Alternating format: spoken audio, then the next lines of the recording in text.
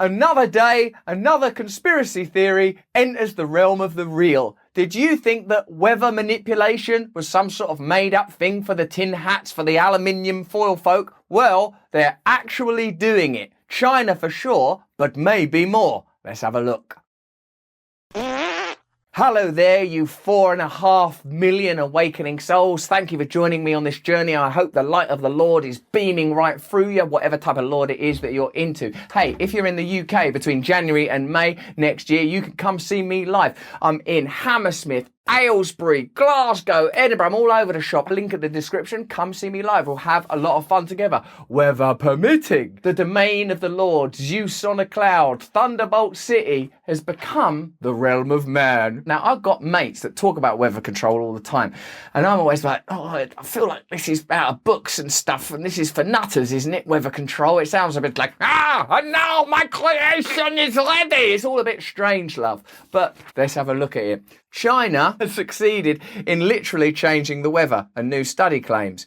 As the South China Morning Post reports, researchers say that during the Chinese Communist Party's centennial celebration, bit of a mouthful, welcome one and all to the free-spirited and fun Chinese Communist Party's centennial celebration. Sit still! Over the summer, weather authorities successfully modified the weather above Beijing to clear the sky. They did so using cloud seeding technology, a long-studied but controversial process that involved shooting silver iodide particles into the clouds with the idea of attracting water droplets to modify the weather.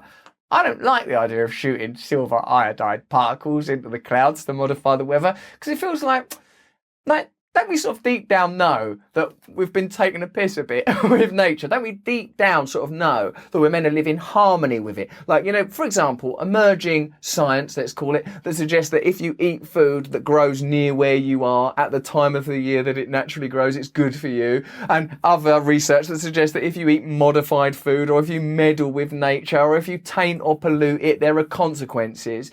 Like, doesn't that kind of chime with you on a deep level? Let alone the fact that weather control sounds like loopy sci-fi stuff. Now, of course, our media reports about Chinese authorities doing it, but what do you think? Like, that's one of the things, you know, Donald Trump, when he used to go, well, you think we're not doing it? Like, didn't he? He used to say, we think we don't have people killed. We got a lot of killers. Why, you think our country's so innocent? That's one of the things that people used to think, this dude's operating on a different level. The paper by researchers at China's Tsinghua University comes a year after reports that China was dramatically expanding its weather modification program to a test area of 5.5 million square miles. That seems...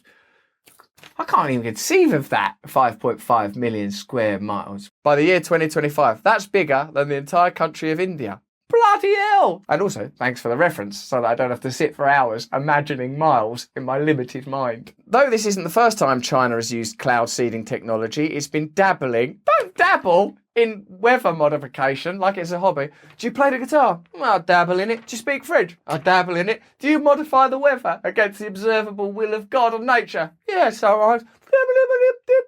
They've been doing it since leading up to the Olympics. And the gold medal for manipulating the environment goes to China. This appears to be one of the most successful and also largest scale tests conducted not just by the CCP, but in the world. So there's an acknowledgement that we're doing it everywhere. Something's like, the other day, I live near the River Thames. I swim in it sometimes. The other day, someone just casually told me they dump sewage in there. And I was like, bloody hell, that ain't right. Is this the best we can do? Dumping shit and manipulating the weather? Yeah, this is the best we can do as long as we want to preserve these systems, which we do want to do, so... It was also not publicised, and part of the Tsinghua's researchers' paper focused on the evidence they found that cloud seeding had actually taken place, which included eyewitness reports of rockets being launched into the sky from the mountains outside of Beijing before July the 1st centennial, and accounts of rocket debris after the fact. Though areas of the United States and other countries have tried to use cloud seeding technology to change the weather, professional China warriors have expressed concern that the CCP may use it for nefarious military ends, even though the US military has been trying to make it rain since at least 1967. Yeah, I believe during the Vietnam War there was some weather technology used to create flash floods, although you should probably check that out for yourselves. The successful and large-scale operation in Beijing does, however, raise important questions about the potential military usage of the tech. If one country is able to control its own weather, it could in theory do so elsewhere, which is unwelcome news for anyone who isn't invested in forever wars. Fortunately, the richest people are invested in forever wars, so no need to worry for you guys. Moreover, while cloud seeding is often touted as a potential solution for the mega droughts of the not-so-distant future, the technology hasn't been successful for long enough to measure how it affects natural weather patterns. I'll just bring this to your attention. With something as apparently innocuous as the assassination of JFK, by innocuous I mean so much time has passed since then, it's been punted another half century into the future, presumably because the information in that report would unsettle us. Even royal wills are kept from public eyes because presumably there's information in there that would in one way or another unsettle us. So, do you not think it's at least possible that when it comes to things like weather manipulation, we don't know the whole story? Now, this is a little piece in Forbes that ties your favourite and mine, Bill Gates, this story. Some people have already said that this has been subject to fact checks and that it ain't entirely straightforward, but I'm going to read it out to you anyway, and you could decide. Microsoft's billionaire founder Bill Gates is financially backing the development of a sun dimming technology like Mr. Burns. It doesn't say that, but that was in The Simpsons. Since the beginning of time, man has yearned to destroy the sun. I will do the next best thing. Block it out. That would potentially reflect sunlight out of the Earth's atmosphere, triggering a global cooling effect. The stratospheric controlled perturbation experiment, launched by Harvard University scientists, aims to examine this solution by spraying non-toxic calcium carbonate dust into the atmosphere, a sun-reflecting aerosol that may offset the effects of global warming. Now, you fact-check this for yourself. As far as we know, Forbes reported this, okay? Whether it's the weather manipulation or this particular spraying those carbonated things into the air, David, how long do you want to go on without changing course as a culture? Oh no, this is warming up, shit. We'll fire these aerosols into the air. Then wasn't that part of the problem? I remember the 80s and 90s, we weren't meant to do that no more. This will only change if we undergo a radical self-survey as individuals and as a culture and start thinking about what we want. And do you know what? Although there will be sacrifice for ordinary people in order to bring about a new world, all change requires sacrifice. You know that already from your own life. It's not going to be worse in the long run. I believe that you won't be able to change the world using the systems that are already in place and pursuing the agenda of those that are already powerful.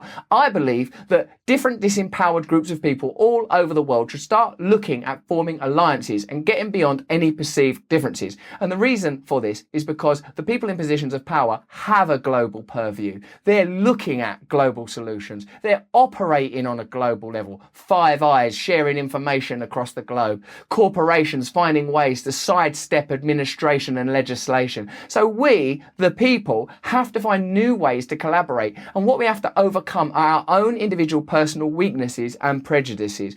There's not an expectation that you or I will be perfect. Neither of us are.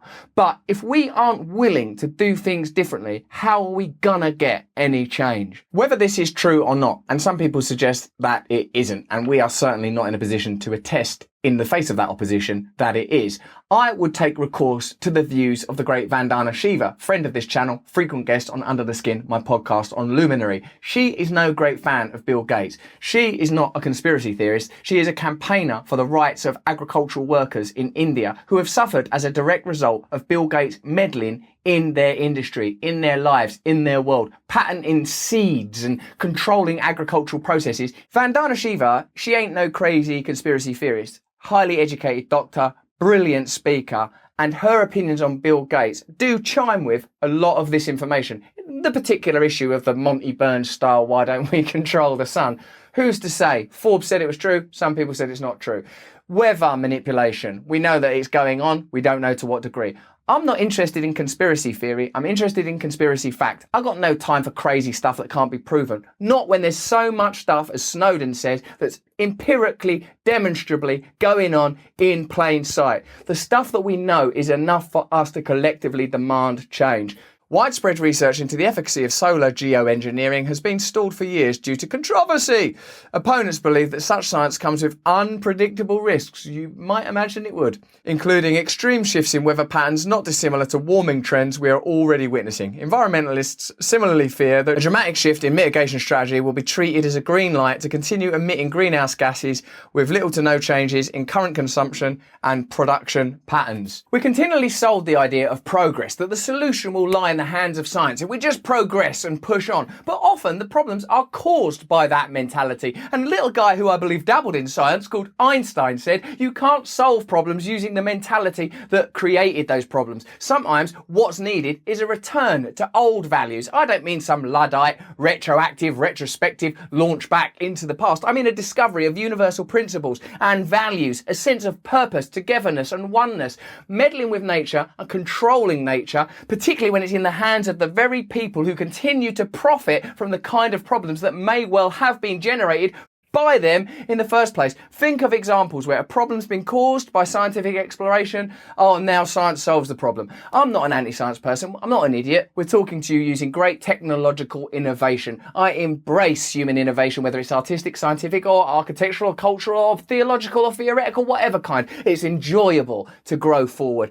But this is not progress. This is novelty. And it's an advancement down a path that benefits a very small group of our population while causing massive problems for the rest of us. So it seems to me that this story about Chinese weather manipulation poses a lot of questions about what else might be going on. We don't need to indulge in the crazy realm of conspiracy theory, not when so much is demonstrably true. But that's just what I think. What do you think? Let me know in the comments below. Hit me up with your views. We make this content for you. We need your views. So much of what we know is as a result of your research and your input. So join us in making this channel clearer and better and more effective. Give us a thumbs up if you like it. Subscribe to the channel. Turn on the notification bell so you always know when we want to communicate with you. We gotta stay connected. If you enjoyed this video, have a look at this little sore spot. If you want to develop your spiritual side, join up to my Awakening Side channel and watch this little video. I make spiritual content all of the time. Please sign up to my mailing list as well so you know exactly what I'm up to. And if you find yourself in the UK between January and May,